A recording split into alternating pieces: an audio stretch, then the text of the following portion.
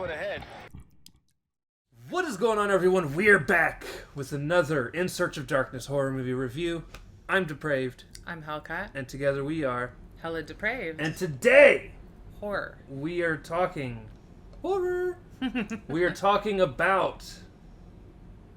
Larry Cohen's... Q. What the fuck is it called again? Q... The Winged Serpent? Yeah. Yeah, The Winged Serpent. 1982. It's a kaiju-type monster movie.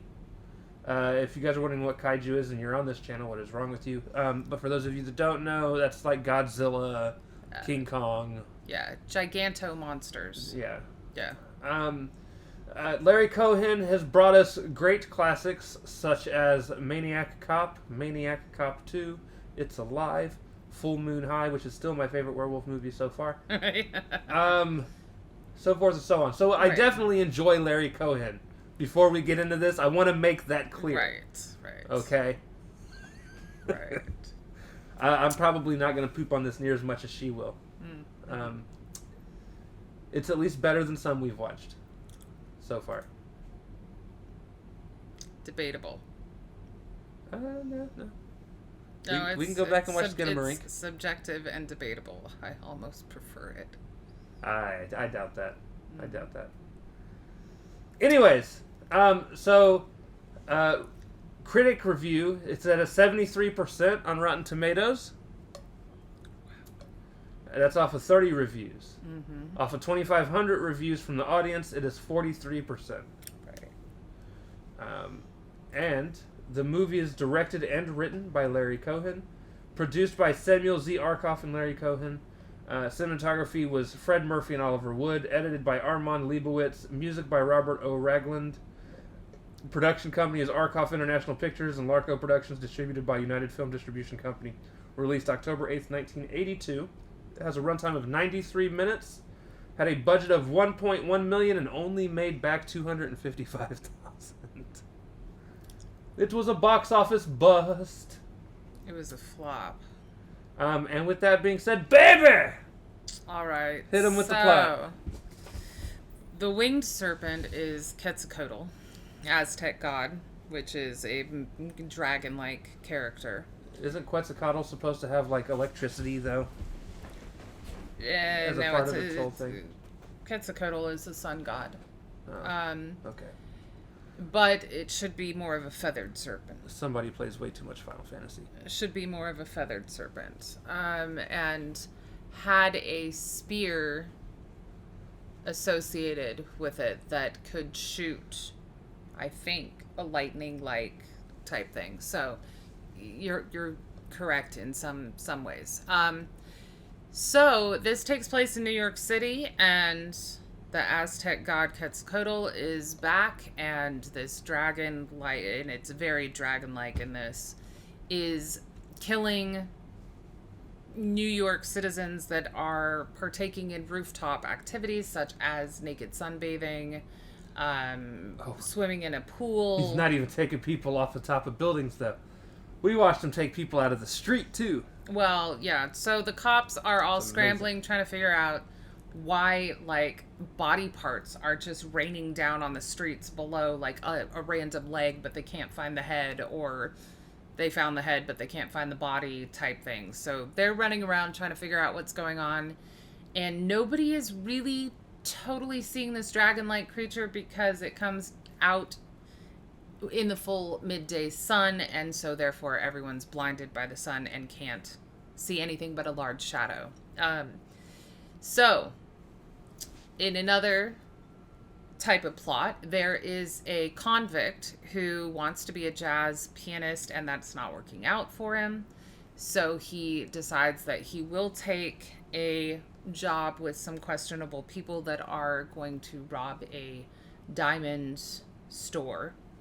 And he runs off, and in his evasion of the police, he climbs this Art Deco building, which is just a very random, lots of ladders and stuff that he ends up climbing, trying to evade police that aren't really even chasing him, as far as I could tell.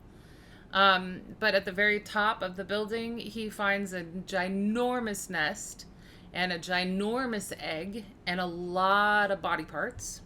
And then sees the dragon-like being. And also, he finds some jewelry that I later identifies one of the bodies and so on and so forth that they are looking for. And he decides that in his get-rich-quick mentality, he is going to basically blackmail the city into paying him a very large amount. I think it was $1 million to lead them to the nest and the dragon-like creatures so that they can solve all of these random body part murders, find the deceased, so on and so forth. And while realizing that it's a dragon and doing research, they realize that in order for Quetzalcoatl to be out rampaging, there has to be a Neo-Aztec priest that is summoning its spirit back to Earth by performing other ceremonies that include human sacrifice, because they are also finding the sacrifice victims, which are like flayed alive and stuff like that, but they have to be willing. It you know, I mean, there's like 3 different plots going on all at once, sort of thing. So the city agrees to pay Quinn. That is the convict's name. That is the Q, although Quetzalcoatl starts with a Q too.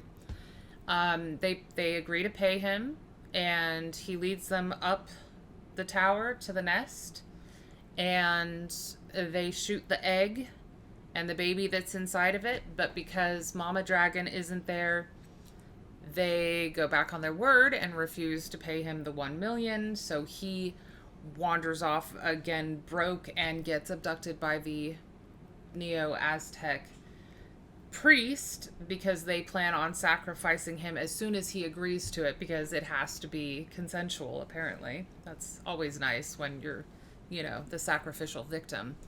In order to raise another god, because the cops killed the baby, and they are in a shootout with the Mama Dragon at that point. So at the end there, the Mama Dragon does also die. It like falls down into the city streets, which is fun, causing untold amounts of damage. Right. And the lead detective has sort of figured out this priest situation following Quinn situation, and ends up shooting the priest before he can sacrifice Quinn. And so you think it's over, and then somewhere else outside of the city, another egg hatches. And that's how it ends. Just like that. Yeah. To give you guys an idea on the cast, so here's the thing, right? Michael Moriarty is actually a pretty famous actor. Yeah. He's in a lot. And that's the ex-convict Quinn. He's been in almost 100 episodes of Law and Order as right. one of the main characters in that. Well, one of the main side characters. Mm-hmm. He's been in a lot of horror movies, Troll, Dark Tower, things like that. Right. He was big in the horror movies in the 80s. It wasn't just Larry Cohen movies. No. He was pretty much all over the place. But this role for him was so weird and so just... This was a weird role. Like, you honestly think that he's not just an ex-convict, but that he's a giant man baby. Well, he's a man baby, but it also seems like he might be mentally disabled. Right. That's how I feel. Like, there's a lot of... moments. Yeah. Candy Clark is Joan. That's his girlfriend. She was also in other things, American Graffiti. Oh, that's a big movie, yeah. And she also won an Academy Award for Best Supporting Actress. Or no, she got a nomination for Best Supporting Actress. for that role in American Graffiti. And she was also nominated for Best Supporting Actress in a movie, The Man Who Probably Knew Too Little would be my guess. Yeah. Or no, The Man Who Fell to Earth. Oh, okay. All right. The Big Sleep she was in Amityville 3D, Cat's Eye.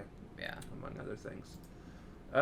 We've also got David Carradine as Detective Shepard, Richard Roundtree as Sergeant Powell, James Dixon as Lieutenant Murray, Malaki McCourt as Commissioner Nick McConnell, Fred J. Scully as Captain Fletcher, Peter Hawk as Detective, Harold There's Kipps, a lot of cops, yeah. Rons Kay as Detective Hoberman, Mary Louise Weller as Miss Polly, John Capodice as Doyle, Tony Page's Webb Shelby Desai as Kahia. Kahia, and Lee Lewis as Officer Banyan. Yeah. So here's the thing, guys. It's not very well acted as a whole. It's got some names, but again, Michael, as good an actor as he is, and I've seen him in a lot, like I said, this just did not seem right for him. I don't know that it's so. But I don't know if it's him specifically. Yeah, it's the role itself. Yeah, here's my thing. Normally, I like Larry Cohen's writing. Because this is written with like 3 plots interwoven. There's the priest that's doing the sacrifices to resurrect the god. Right. There's the actual... So the detectives are looking into those slayings. There's the actual dragon beast, Quetzalcoatl, and the detectives looking into those killings. But then there's also the third story that is Quinn, the ex-convict, and how he discovers the nest. But it's like...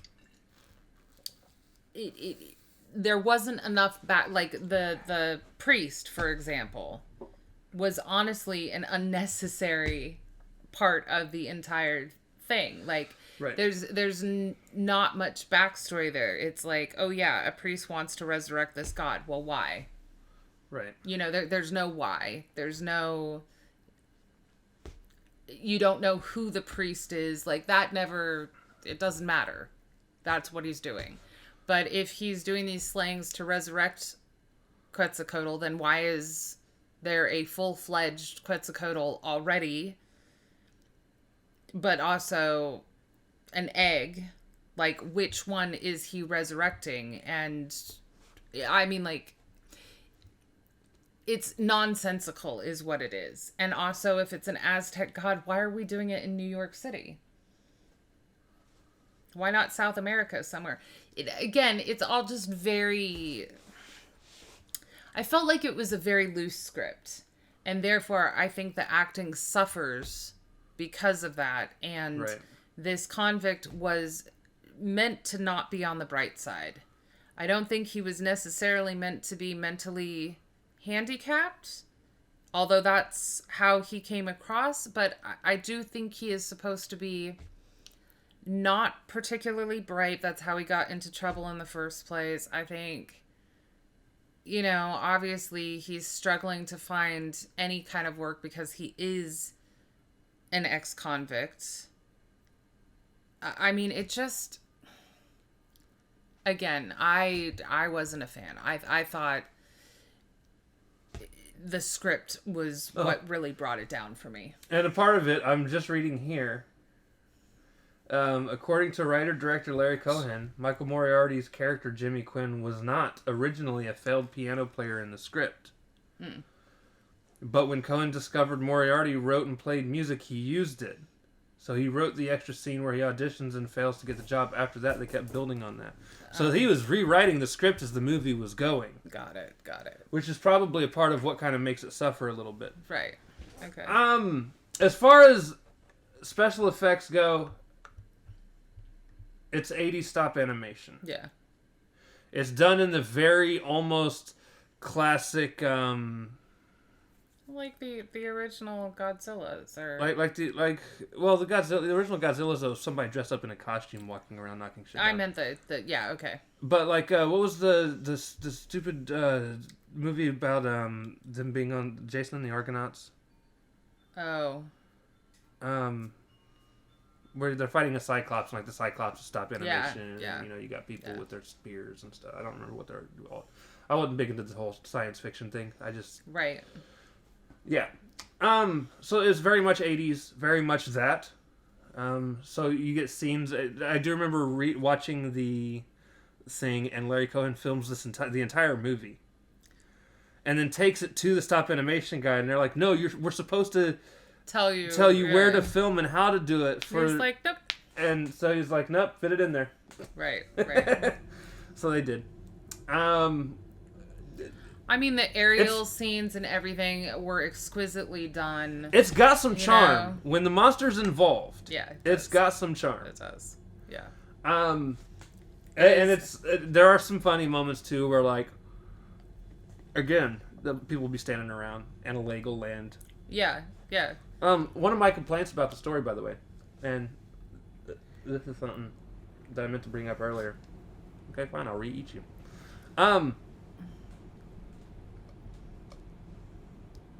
I hated that it was very